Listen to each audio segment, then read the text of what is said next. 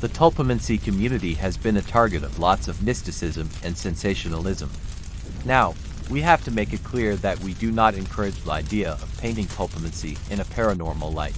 But the topic we discuss here today may actually be the closest thing to dark magic Tulpamancy has to offer.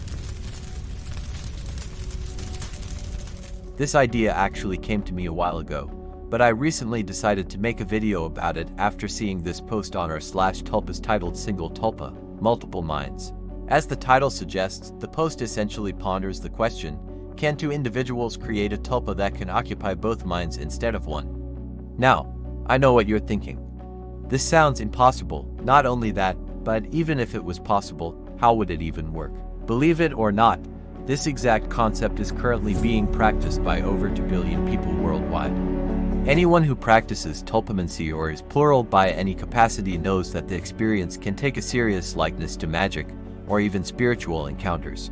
You start off breathing life into a thought form, which is essentially a jumbled collection of information, until eventually, this thought form not only gains autonomy but also becomes sentient, acting on its own free will and on its own beliefs. These thought forms can take on whatever form they desire and have beliefs that can completely differ from your own. It can remind you of right from wrong in moments of poor decision making. It can even provide reassurance whenever you begin to doubt yourself. Hold on, this sounds like something else. Or someone else. This has been a question debated within the plural community for a while. What makes Christianity different from Tulpamancy?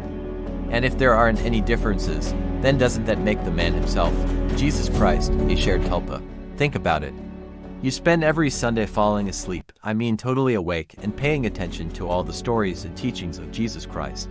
You read about this man non-stop, studying everything about his personality, his opinions and beliefs, his life and his journey, to the point where his image becomes engraved into you.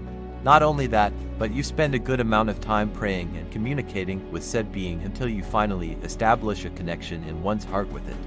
Similar to how the average tulpa begins to gain autonomy and sentience. This being that you've created in the image of Christ looks and even acts like the original, even though it is essentially a carbon copy of the real deal. Now, I'm not here to dunk on Christianity. That's not the purpose of this video.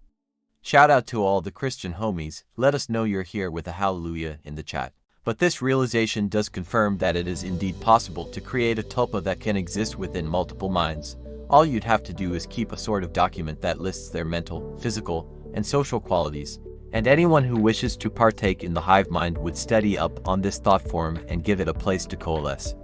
That being your mind. Now, I know what you're thinking, how on earth does any of this relate to gaining immortality? And to that, I ask you another question.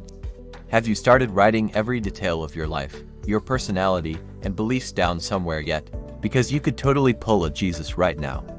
No, I don't mean walk on water, or turn it into wine. I mean gather a bunch of people and have them create thought forms in your likeness using said autobiography. It isn't immortality as one may think, as in the inability to physically die.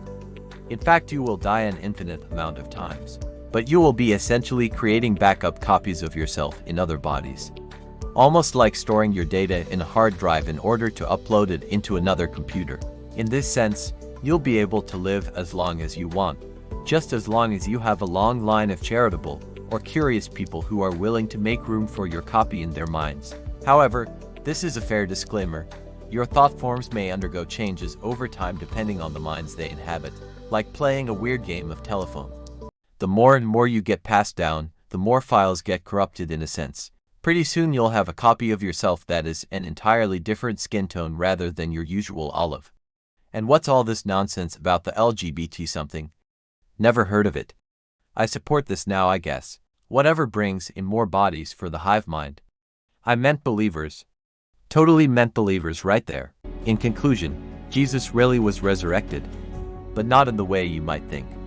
Instead of walking again, he had to settle with his 2 billion Jesus clones doing it for him.